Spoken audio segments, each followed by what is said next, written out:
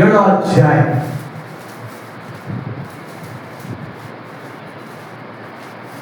మొదటి నుంచి ఆయన ఆయన తన మాటలన్నీ ప్రజలకు సంపూర్తిగా వినిపించిన తర్వాత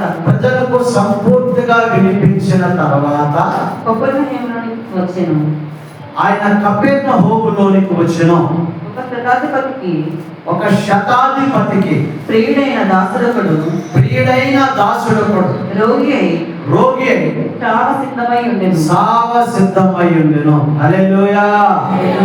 ప్రార్థన చేద్దాం. దయగల తల్లి నాయన, మరి జేజేఎస్పీ యూట్యూబ్ ఛానల్ ద్వారా ఈ యొక్క వాక్యం వింటున్న నాయన ప్రజలందరినీ ఈ వాక్యం చేత బలపరచమని పెట్టుకుంటూ సంఘ బిడ్డలందరినీ ధైర్యపరచను యేసుక్రీస్తు నామం పేరిట అడుగుతున్నాము తండ్రి, ఆమేన్. ఆమె చెప్పిన మీ అందరికి ప్రభు పేరిట నేను పునరుద్ధాన శుభవందనములు. దేవుడు మీ అందరినీ దీవించను కాక. ఇది లూకాసు వార్త 7వ అధ్యాయంలో ఉన్న మాటలు. ఇక్కడ శతాధిపతి అనే ఒక ఆయన ఉన్నాడు. 100 మంది పైన అధికారి. ఆయన 100 మందిలో దాసులు చాలా మంది ఉన్నారు. ఆ దాసులు ఒక దాసుడు రోగి అయిపోయాడు. అది కపెర్నహూము అంటే ఓదార్పు లేనిది, ఓదార్పు కలిగింది కాదు. అనగా ఇంకో మాట చెప్పాలంటే ఆ ప్రాంతానికి ఎవరో ఆదరించేవాడు లేరు, ఓదార్చేవాడు లేరు.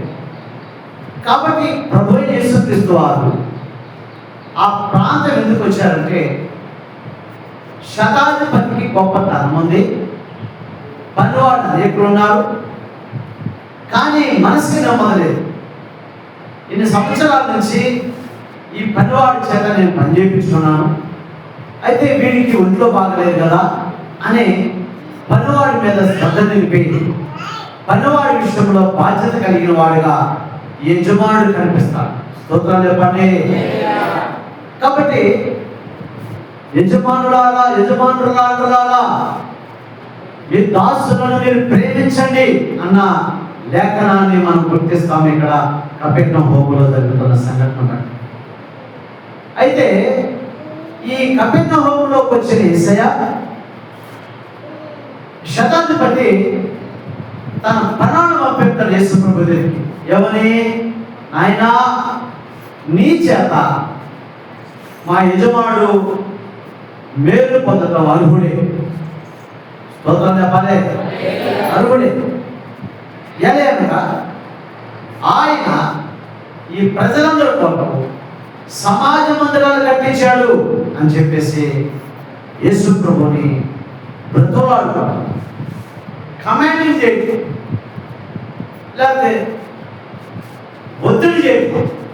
ఆయన బ్రతులాడుకున్నారు. ఏమని? అయ్యా రానాయన మా యజమానుడు నీ ద్వారా మేలు పొందటకు అర్హుడయ్యా, రానాయన అని చెప్పేసి చెప్తుంటే ఎందుకు ఇంత అని అంటే పనోడు ఒకడు రోగి అయ్యాడు.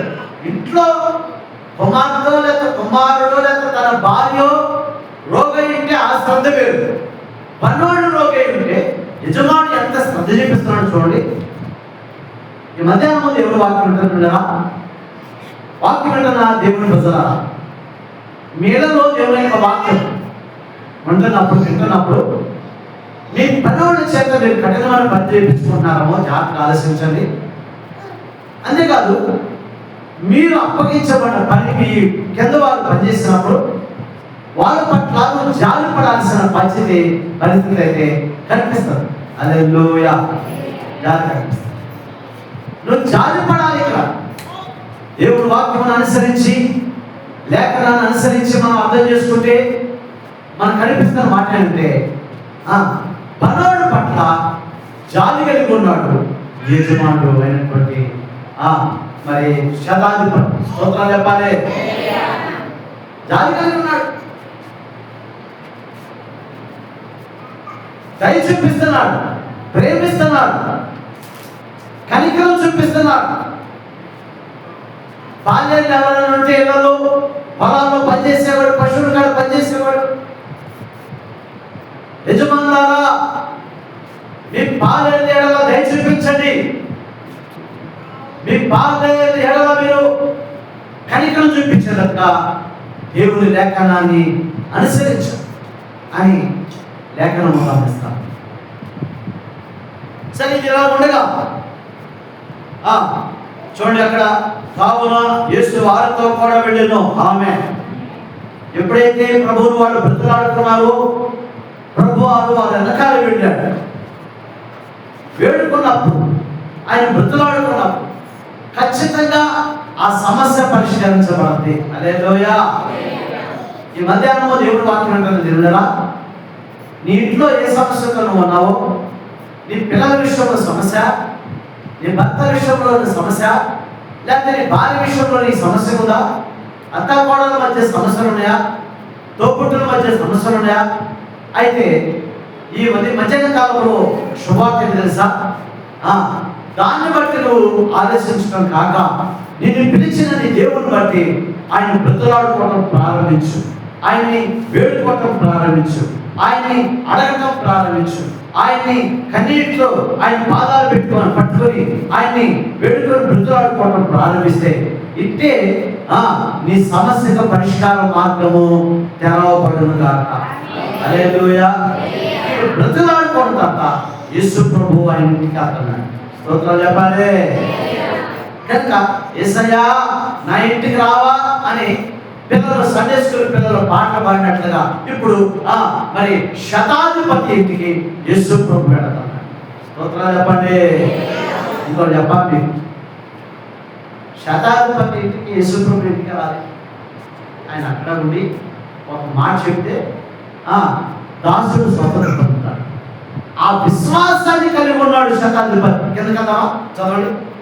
శతాధిపతి యేసుని గురించి విని ఆయన వచ్చి తన దాసుని స్వస్థపరచవలెనని ఆయనను వేడుకొనుటకు యూదుల పెద్దలను ఆయన యొద్దకు పంపెను.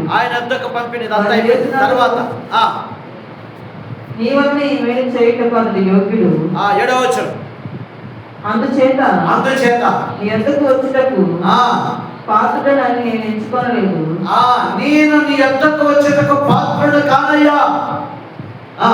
అయితే మాట మాత్రం సెలవిమ్ము. నీవు మాట మాత్రము సెలవివ్వు, అప్పుడు నా దాసుడు స్వస్థత పొందుతాడు. చప్పుడు కొడతారు గట్టిగా. ఇక్కడ ఉన్నటువంటి మాట శతాధిపతి మాట, కపెర్నహూములో ఉన్నటువంటి గొప్ప అధికారి మాట ఏంటి తెలుసా? అయ్యా, నువ్వు నా ఇంటికి రావటానికి నాకు అర్హత లేదయ్యా, నాకంత పరిశుద్ధత లేదయ్యా, అయినా నువ్వు ఉన్న స్థానంలో ఉండి నువ్వు అక్కడ మాట చెప్తే నా దాసుడు బాగుపడతాడు. ఆమె చెబుతుందా? ఈ మాటను బట్టే పాట కట్టాడు భక్తుడు. నీ మాటకెంతో శక్తి ఉందయ్యా,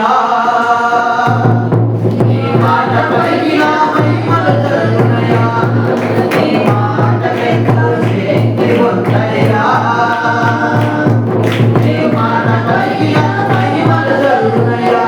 యేసయ్యా, యేసయ్యా, యేసయ్యా, యేసయ్యా, ఒక్క మాట చాలునయ్యా నా యేసయ్యా, ఒక్క మాట చాలునయ్యా నా యేసయ్యా, ఒక్క మాటలో రాజును లేచావు, ఒక్క మాటలో రాజుని స్వస్థపరిచావు. ఆమేన్.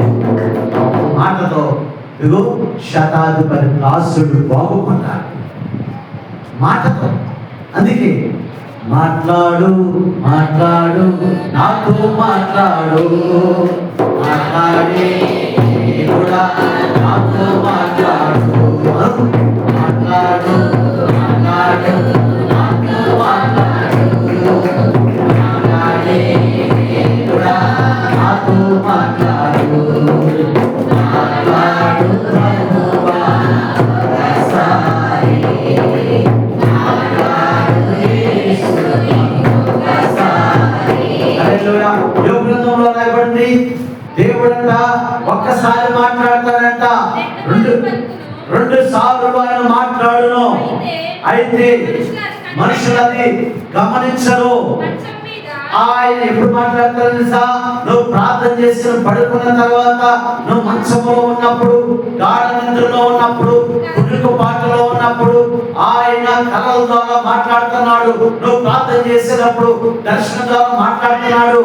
దేవుని బిడ్డలారా, ఎందుకు తెలుసా? నరులు గర్విష్ఠులు కాకుండా ఉండాలని